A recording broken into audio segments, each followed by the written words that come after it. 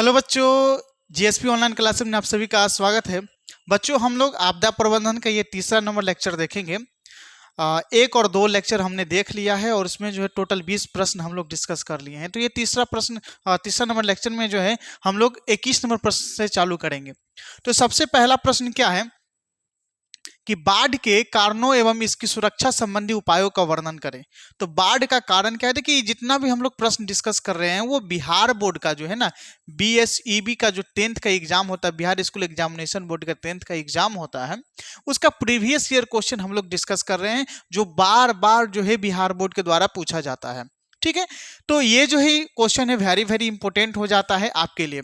तो सबसे पहला प्रश्न है आज का कि बाढ़ के कारण एवं इसकी सुरक्षा संबंधी उपायों का वर्णन करें। तो बाढ़ का कारण क्या है? तो देखिए यहां पर आंसर क्या दिया गया है। तो यहां पर आंसर है कि बाढ़ एक प्राकृतिक आपदा है जिसके आने के निम्नलिखित कारण है। पहला, अधिक मात्रा में बारिश होने से नदी जल का स्तर बढ़ जाता है। जब अधिक मात्रा में बारिश होती है तो नदी का जो है जल स्तर बढ़ जाता है। जल स्तर बढ़ जाता है जिस वजह से जो है नदी, हमारे भारत में बिहार में नदी ज़्यादा गहरा नहीं है। तो ज़्यादा गहरा नहीं है तो पानी को जो है अपने अंदर संजो कर नहीं रख पाती है नदियाँ, तो वो जो है बाहर मैदानी क्षेत्रों में प्रवेश करने लगती नदियाँ, जिस वजह से बाढ़ आती है। तो जब भारी बारिश होती है तो नदी जो है वो उफान पर जाती है और वो मैदानी क्षेत्र में प्रवेश कर जाती है। दूसरा, नदियों की गहराई का कम होना। यह भी तुरंत बताया कि हमारे बिहार में जो है नदी की गहराई बहुत कम है, जिस वजह से पानी जो है जब ज्यादा होता है तो वो मैदानी क्षेत्रों में प्रवेश कर जाता है। ठीक है। तीसरा है कि पौधे को अंधाधुंध काटना। हम लोग अभी क्या कर रहे हैं कि पौधे को जो है खेती के लिए हो गया, घर बनाने के लिए हो गया और फैक्ट्री लगाने के लिए अंधाधुंध कटाई कर रहे हैं। तो जब हम पौधे की कटाई करते हैं तो वो मिट्टी क्या हो जाता है, कमजोर हो जाता है। और मिट्टी कमजोर हो जाता है तो खास करके कि जो नदी के किनारे पौधे कटता है तब वो वहाँ की मिट्टी कमजोर हो जाता है और उस मिट्टी को जो है पानी बार बार काटते काटते काटते काटते पूरा जो है काट कर ले जाता है और बांध के तोड़ देता है। ठीक है। उसके बाद बांधों का टूटना। तो बांध क्या हो जाता है कि बांध जो है बहुत ही कमजोर हो जाता है, पौधे आप मिट्टी की कटाई कर देते हैं या बहुत तेजी मात्रा में, बहुत ज्यादा मात्रा में पानी आता है तो पानी में जो है ऊर्जा होती है, फोर्स होता है, बल होता है, जिस वजह से बांध टूट जाता है। ठीक है। उसके बाद बांध से सुरक्षा संबंधी उपाय। देखिए अब कह रहा है क्या कि इसके आने का तो कारण हम बता दिए कि 4 कारण कौन कौन सा है। ठीक है, वर्षा का अधिक होना, नदियों का कम गहराई होना, पेड़ पौधों का अंधाधुंध कटाई, उसके बाद नदी बांधों का टूटना। लेकिन इसका सुरक्षा का क्या उपाय है? इसका सुरक्षा के उपाय के बारे में हम लोग डिस्कस करेंगे। देखिए, जब सुरक्षा की बात करते हैं तो यहाँ पर जो है सबसे पहला आ जाता है नदियों के किनारे मकानों का निर्माण ना करना। देखिए आपको जो है कभी भी नदी के किनारे मकान का निर्माण नहीं करना चाहिए। रीजन क्या है? तो कारण ये है कि नदी के किनारे जैसे ही आप मकान का निर्माण कीजिएगा तो नदी जो है अपने किनारे मिट्टी को काटती है। वो मिट्टी काटते काटते हो सकती है आपके मकान के पास आ जाए और मकान आपका जो है ढह जाए, गिर जाए। और मकान में जो आप, चूंकि आप बनाइएगा पिलर पे मकान, तो उतना ज्यादा आपको मिट्टी पकड़ नहीं पाएगा आपके मकान को, जिस वजह से वो दुर्घटना हो सकती है, टूट सकती है। ठीक है। दूसरा, बाढ़ प्रभावित क्षेत्रों में पक्की मकानों का निर्माण करना। जो बाढ़ प्रभावित क्षेत्र है वहां पर पक्की मकानों का निर्माण करना चाहिए। क्यों निर्माण करना चाहिए पक्की मकानों का? क्योंकि जब बाढ़ आए तो लोग जो है ऊपर छत पर जाके आराम से बैठ सके, अपना जीवन यापन कर सके, ऊपर से सरकारी सहायता मिल सके, सरकार के द्वारा सहायता मिल सके। तो जो है पक्की मकानों का निर्माण करना चाहिए। तीसरा है बाढ़ के जल का निकास के लिए उत्तम व्यवस्था होना चाहिए।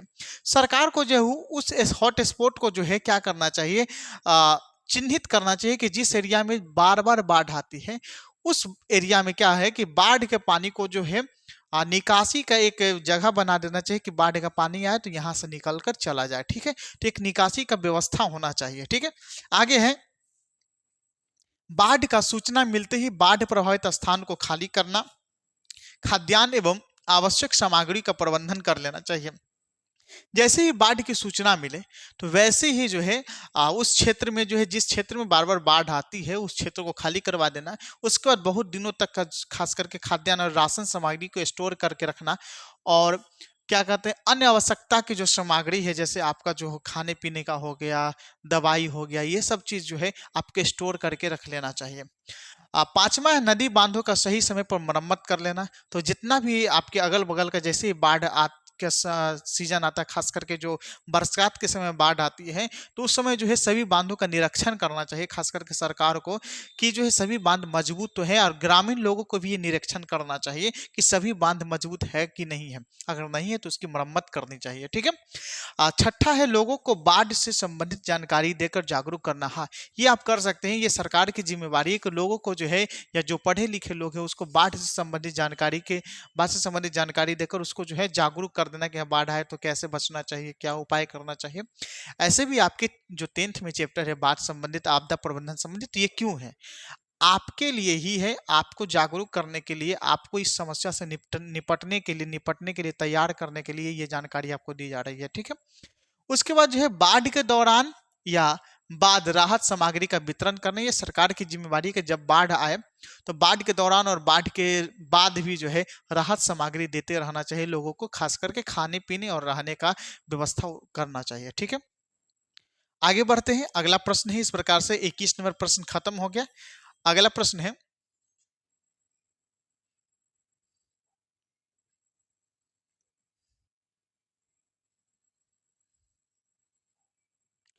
नेक्स्ट प्रश्न है कि भूकंप एवं सुनामी के विनाशकारी प्रभाव से बचने के उपायों का वर्णन करें। तो भूकंप के विनाशकारी प्रभाव से बचने का उपाय क्या हो सकता है? ठीक है। तो भूकंप के विनाशकारी प्रभाव से बचने का उपाय है आपका, भूकंप के आने से पहले तकनीक से पता लगाकर लोगों को सूचित किया जाना चाहिए। ठीक है। जैसे ही मान के चलिए भूकंप आएगा, तो उसका आजकल तो इतना टेक्नोलॉजी आ गया है कि आपको जो है सरकार पहले ही पता चल जाता है कि भूकंप आने वाली है कि नहीं। तो ये सरकार की जिम्मेवारी है कि जैसे भूकंप का अगर कुछ इन्फॉर्मेशन मिले तो लोगों को पहले से ही सूचित कर देना चाहिए कि इस एरिया में भूकंप आने वाला। भूकंप रोधी भवनों का निर्माण करना चाहिए। भूकंप प्रभावित क्षेत्रों में लोगों को प्रशिक्षण दिया जाना चाहिए कि भूकंप से कैसे बचा जाए। उसके बाद चौथा है कि भूकंप आने की स्थिति में खुले मैदान पर चले जाना चाहिए। जैसे भूकंप आए तो आपको जो है घर में नहीं रहना चाहिए, खुले मैदानों पर चले जाना चाहिए। क्यों? क्योंकि जब भूकंप आते तो है बिल्डिंग वगैरह सब टूटता है, और टूटने की वजह से जो है आप मलबे के अंदर दबकर जो है मर जाते हैं। ठीक है। देखिए भूकंप में जो अधिकतर क्षति जो भूकंप के झटका से नहीं होता है, जितना ज्यादा मलबे में दबकर होता है। ठीक है। तो जो मकान वगैरह सब टूटता है तो उसके मलबे में जो दब जाते हैं व्यक्ति, उससे उसकी मौत हो जाती है। ठीक है। विभिन्न प्रयासों से राहत कार्य करना चाहिए। भूकंप जब आए तो अलग अलग अपने अपने स्तर के से प्रयास करना चाहिए और राहत कार्य करना चाहिए। सरकार को भी करना चाहिए, लोगों को भी करना चाहिए। तो ये भूकंप से बचने का उपाय है। आप घर में और भी व्यवस्था कर सकते हैं। घर के कोने में, अगर घर से बाहर नहीं निकल पाए तो घर के कोने में जाके बैठ जाइए। ठीक है। और लोग कहते हैं कि चौकी के नीचे चले जाना चाहिए, लेकिन चौकी भी आज के जमाने में उतना मजबूत नहीं है कि आपका जो है बिल्डिंग का जो है पूरा भार झेल सके। तो इसलिए बेहतर होगा कि घर के कोने में खड़े हो जाए, जिससे जो है आप बच सके। ठीक है। आगे है सुनामी से बचाव के क्या उपाय है। तो सुनामी से बचाव के तो पहला है कि समुद्र के तटीय क्षेत्रों में मैंग्रोव वनस्पति लगाना चाहिए। ठीक है। जो जलीय मतलब लवणीय जल में जो है वनस्पति उत्पन्न हो सके, बढ़ सके, समुद्री जल में जो वनस्पति उत्पन्न बढ़ सके, जीवित रह सके, उस प्रकार के वनस्पति को जो है समुद्र के किनारे लगाना चाहिए। दूसरा है समुद्र तट के समीप रहने वाले लोगों को प्रशिक्षण दिया जाना चाहिए सुनामी से बचने के लिए। तीसरा है समुद्र तट पर कंक्रीट तटबंधों का निर्माण किया जाना चाहिए। जी हाँ, जैसे आपका मरीन ड्राइव सब है, मुंबई सब में देखे होंगे कंक्रीट तटबंधों का निर्माण किया गया है, तो वैसा निर्माण करना चाहिए। और चौथा है प्रशासन द्वारा सुनामी का पूर्व अनुमान लगाकर समुद्र तट पर रह रहे लोगों को क्या करना देना चाहिए, सूचित कर देना चाहिए, और ये हमेशा सूचना देना चाहिए कि कब सुनामी आने वाली है। ठीक है। चलिए आगे का प्रश्न हम लोग चलते हैं। 23 नंबर प्रश्न है कि निम्नलिखित पर नोट लिखिए, हेम रेडियो और उपग्रह संचार। तो हेम रेडियो क्या होता है? तो हेम रेडियो इसे एम्योचर के नाम से भी जाना जाता है। हेम रेडियो को किसके नाम से जाना जाता है? तो एम्योचर के नाम से जाना जाता है। ठीक है।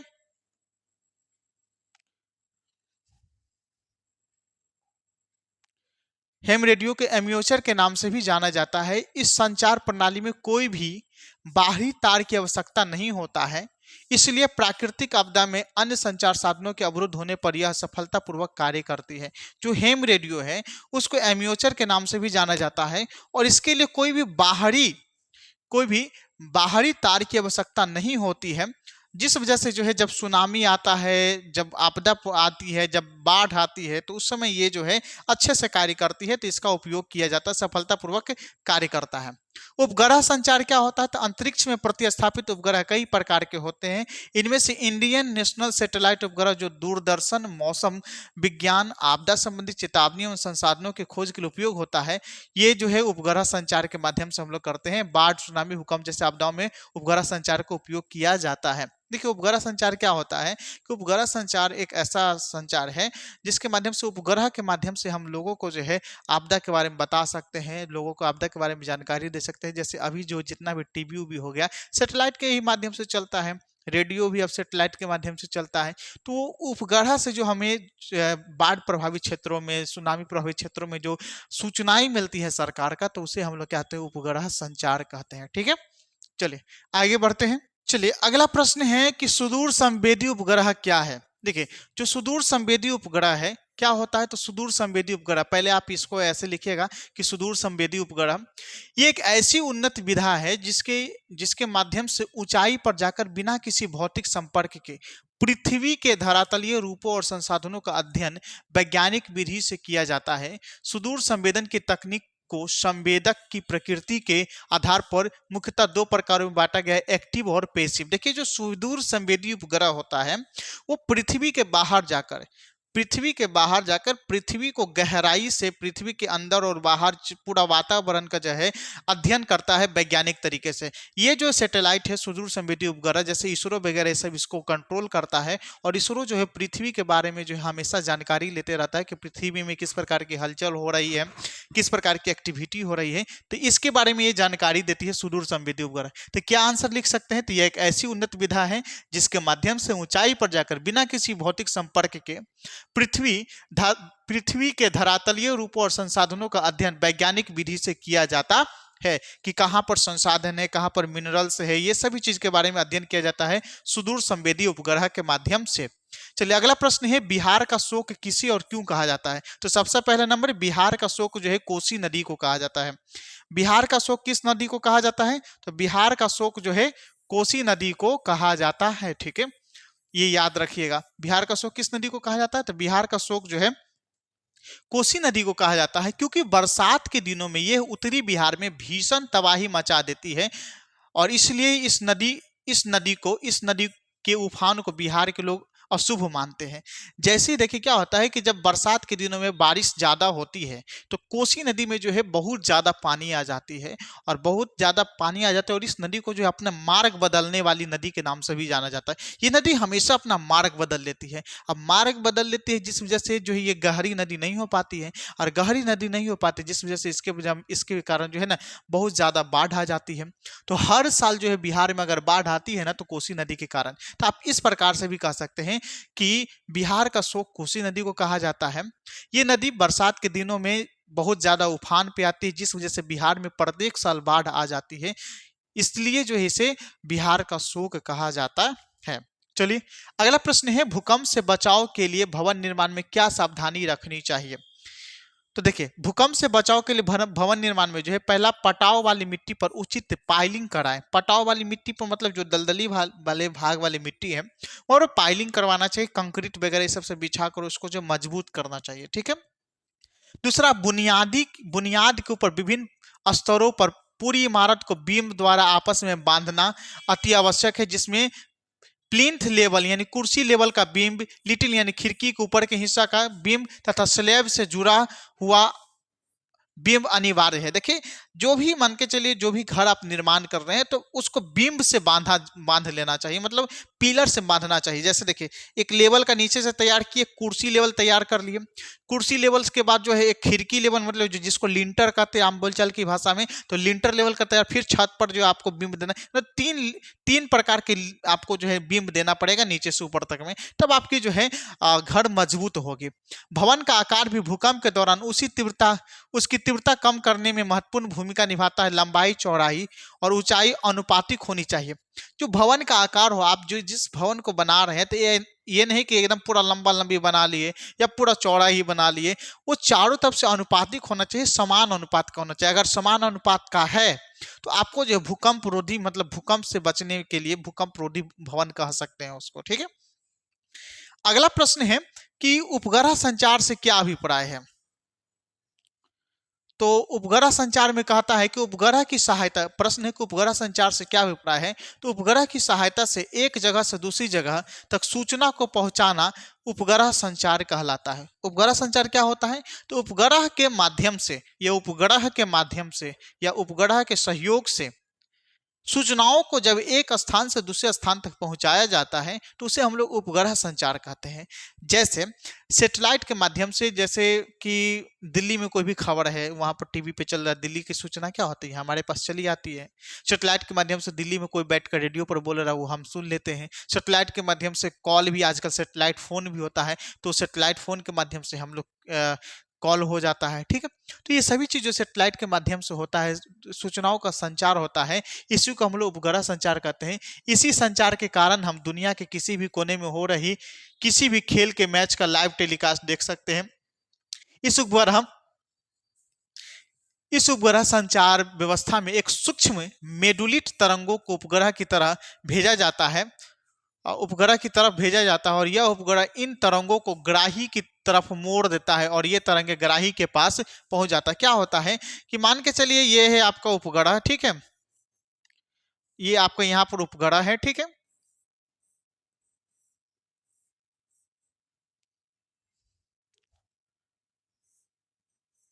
उपग्रह के सोलर पैनल है और ये आपका उपग्रह है। ठीक है, और ये क्या होता है कि मान के चलिए ये है आपका दिल्ली, ठीक है, ये है आपका इधर साइड है आपका दिल्ली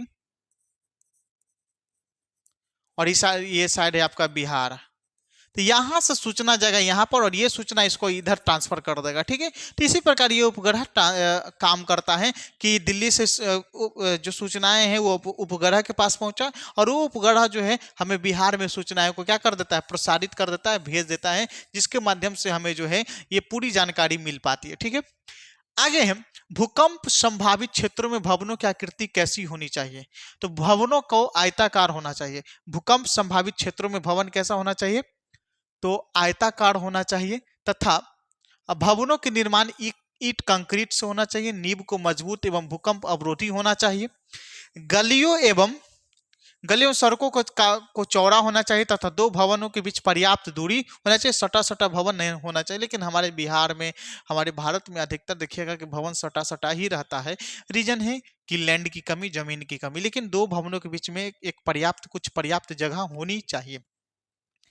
29 नंबर प्रश्न है कि वर्षा जल संग्रह से आपका क्या अभिप्राय है। तो वर्षा के पानी का बाद में उत्पादक कामों में इस्तेमाल के लिए इकट्ठा करने को वर्षा जल संग्रह कहते हैं। मतलब कह सकते हैं, आप अपने भाषा में भी लिख सकते हैं कि जब बारिश होती है, यानी कि बारिश के पानी को बाद में उपयोग करने के लिए जो इकट्ठा किया जाता है उसे हम लोग वर्षा जल संग्रह कहते हैं।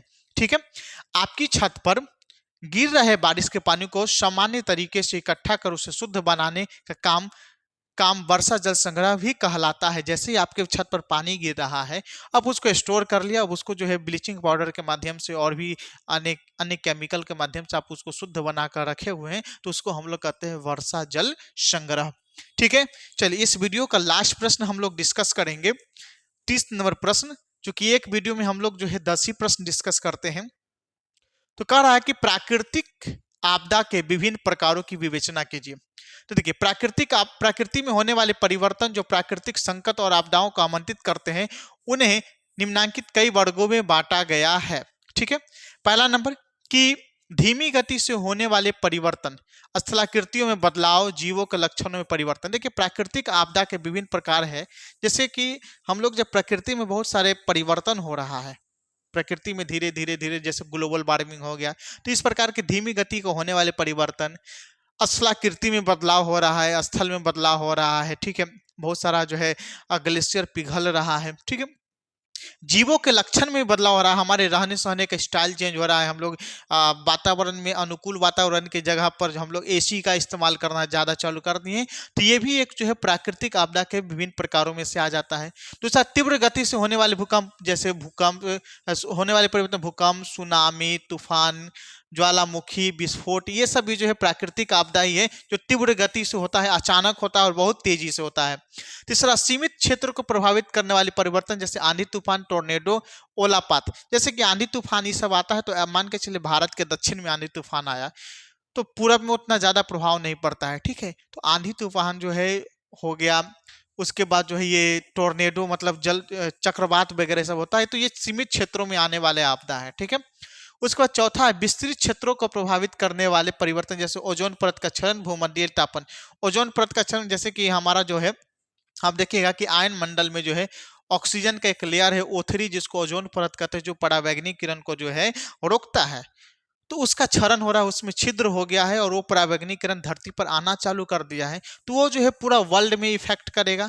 और दूसरा बात यह है कि भूमंडलीय तापन जो ग्लोबल वार्मिंग हो रहा है वो भी पूरा वर्ल्ड में इफेक्ट करेगा। तो ये जो है कुछ प्रकार था जो कुछ मतलब धीरे से बदलाव के, कुछ तीव्रता से, कुछ सीमित क्षेत्र में, और जो वर्ल्ड पर मतलब पूरे विश्व पर प्रभावित करने वाले आपदा प्रबंधन था। मैं आशा करता हूँ आपको अच्छा लगा हो। आप मेरे चैनल को नहीं सब्सक्राइब किए हैं तो कर लीजिए, ठीक है। और फिर मिलते हैं नेक्स्ट वीडियो में। जय हिंद।